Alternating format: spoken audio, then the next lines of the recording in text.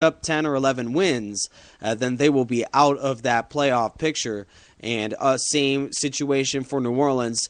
They pretty much have to win 6 of their last 7 if they want to get any sort of a chance to making it into the postseason. Another quick commercial break here. Make sure to stay tuned. We have plenty of NFL debates to go over as well. I mentioned that, the Eagles' Andy Reid, he's saying that he wants to get through the remainder of this season. He doesn't want to opt out on what has been a failure season for Philadelphia. We'll get to that as long as the barn burner in Houston, 43-37 final. What to make of Houston, and is there concern on the defensive side of the football for Houston? They're currently 9-1. All that and more coming up next on the NFL Goal Line with Nick and Phil. Stay tuned.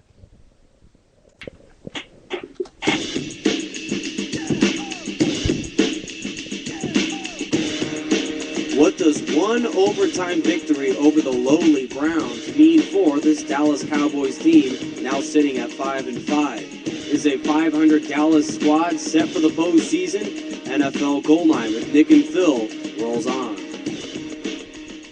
Welcome back inside the NFL Goal Line studios, affiliation with National Sports on Spreaker.com. And obviously, we're looking for a very interactive show. Hopefully, we can get a caller for this presentation of the NFL Goal Line. Caller number 951-515-4552. And we're trying to get through all the hot topics after week number 11. And we have another intriguing headline coming up in this Monday Night Football battle. And obviously, Phil, barn burner to say the least, but one team is figuring out how to find the end zone. What do you have in the game in San Francisco? Well, this game's continuing to be a blowout here. We have 27-0, the 49ers side. But I think the only really interesting thing that has happened so far is Jason Campbell, got rocked from a defensive end coming off the edge. He actually fumbled the ball, but it was luckily rolled out of bounds. There was questions on if he was returning to the game. He is trying this series. They are warming up Josh McCown, the third-string quarterback, on the sideline. So at the moment, Campbell is in there. He's a tough guy, but if he ends up getting pulled for injury or any other reason, I'll be sure to report it. And obviously, another interesting situation in the quarterback department. Injuries have plagued what was used to be a dream team scenario in Philadelphia, and that has turned into a nightmare, to say the least. 31-6, the most recent loss for this Philadelphia squad. And Phil, you know the Eagles more than seemingly any other Eagles analyst, certainly more than I would know about Philadelphia. But Nick Foles plugged in the lineup because, Michael Vick is taking his beatings, and he just cannot play in this game. And the offense looked absolutely atrocious. What to make of a 31-6 loss that bumps the Eagles to 3-7, and even winning out the rest of the year, which is presumably impossible for this team, will still probably get them short of the playoffs. And obviously, Andy Reid might have seen his last year in Philadelphia.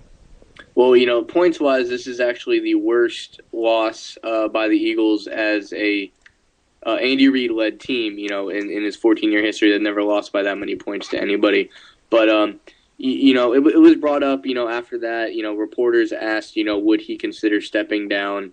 And, personally, as a fan, that to me was kind of an insulting question, because anyone that knows Andy Reid, and he handled it as good as he could, saying, I go in this locker room, after every game and tell these guys to keep fighting, so I'm not going to tell them one thing and then go and do the other.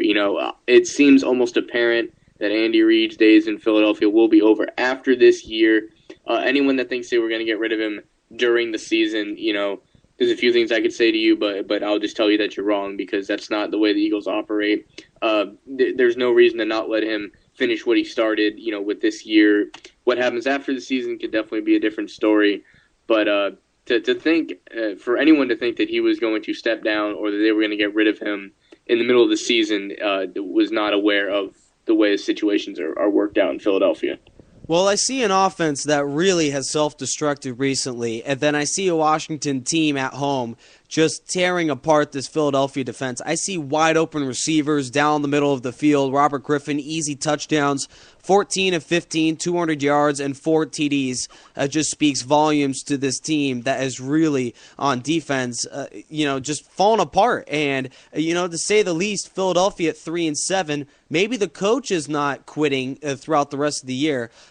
Quoting, Andy Reid, he's calling that a cop-out scenario. I'm not going to cop out on this team, and I believe the worst scenario is to give this Eagles coach, the waiver wire this early, as you need to ride through with this head coach. But I don't believe that the team is staying in there for the remainder of the year. I'm just seeing this team falling apart and not having the kind of enthusiasm and energy, as they just seem to want January to come already and just to restart and rebuild from there. 3-7 speaks volumes, Phil, to a team that is really self-destructed. Andy is probably going to be out after this year, but just as a team, as a whole, is there concern coming up in the next few years, as you can't really give up on a team, but Washington is not a team that's going to make the playoffs. So a 31-6 loss really just shows the lack of energy and enthusiasm for a team that has really been out of the playoffs since September. Yeah, I have not seen the Eagles perform like this in many years. I mean, I was talking to somebody about it today, and it really hit me. Andy Reid has been the head coach of the Eagles since I was 6 years old. I'm 20 years old at this point, and it's almost an emotional feeling to almost know that he will be out at the end of the year. And I really think if that wasn't hanging over them, it's one thing. There's teams like Cleveland that are seemingly never in it to begin with, and they'll win a couple games at the end of the year because they still keep that locker room empty. But it's almost like a graveyard, because Andy Reid's probably going to be out. Changes are going to be made. There's no energy because nobody really knows what's going to happen. And uncertainty amongst a football organization is always going to spell doom for your success, on and off the field. It's definitely 1998, the year before Andy Reid got there, the Eagles were 3-13, which is their worst record in franchise history. I would like to think they're going to win at least one more game this year, but it's interesting to think that Andy Reid had brought them to the brink of a Super Bowl, and when he leaves, they will be almost, record-wise at least, exactly where they were when he started. Well, just to give Andy Reid some credit, Phil Jackson of the Los Angeles Lakers, a tremendous tenure for that Lakers organization, and left in perhaps the worst of fashion, a blowout 4-game series loss for the Lakers. I won't go into that specifics, but in this game, 31-6, your final, pathetic offensive performance. And going to the Monday night game, Chicago scoring more points in the third quarter. They've been blowout all game, but they already have more points than Philadelphia had in this entire game. Phil, what do you have?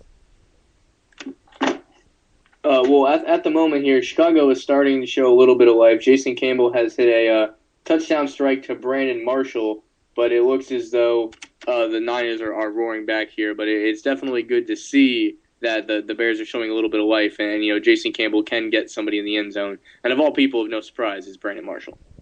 And obviously, Brandon Marshall is the go-to man in Chicago, but they're still in the race for the playoff hunt as long as they have Jake Cutler and Matt Forte along with Brandon Marshall, those big-time 3 triplets over there in Chicago, making their hay for, that Bears squad that is making, that's knocking on the door of the postseason. They're leading that NFC North. Speaking of triplets, same scenario in Houston. They were able to battle it out against the Jacksonville Jaguars, the worst team record-wise, tied for the worst in the National Football League.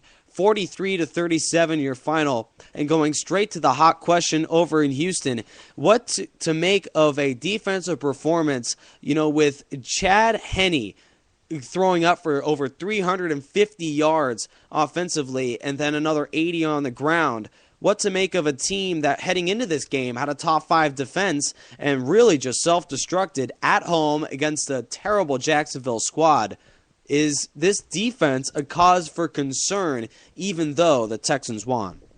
Well, before I get into the logistics of the Texans, I have to talk about Jacksonville. And by Jacksonville, I'm more or less talking about Caleb Hane. Chad Henne. Wow, I don't think anybody expected a performance that he gave out there. I just remember him as a Dolphins quarterback, not ever really being able to accomplish much there. But he took this team, there was multiple times in this game where I felt Jacksonville was going to run away with it. And even in overtime when they got the interception, it just seemed that they were on the hot streak and they were going to win this game. I actually have friends, living in Florida that are Jaguars fans joking about, oh, wouldn't it be cool if we beat Houston, with no chance of actually doing it. And to see this come down to the way it did, I just have to give it to Chad Henne. He's a guy I've never been very high on, but 354 yards and 4 touchdowns. And here's a guy that didn't even start the game. This is off the bench coming in there and doing this. I know they lost, but I'm still in awe about Chad Henne's performance in this game. And we posted a Facebook question a few weeks ago. How big of a loss was Brian Cushing with that injury, season-ending injury, as a matter of fact? And in the last week where and this might speak volumes as we're seeing Chicago struggle offensively too in this Monday night game, as it just showed that in the rain, it just seemed that the Texans were the best defense or one of the best defenses in the National Football League. I believe this was one of those games where you look on paper and you're heading into this one. Jacksonville's 1-8, and their offense has been one of the worst in the league. We'll get to if Jacksonville really is the worst team in a little bit here.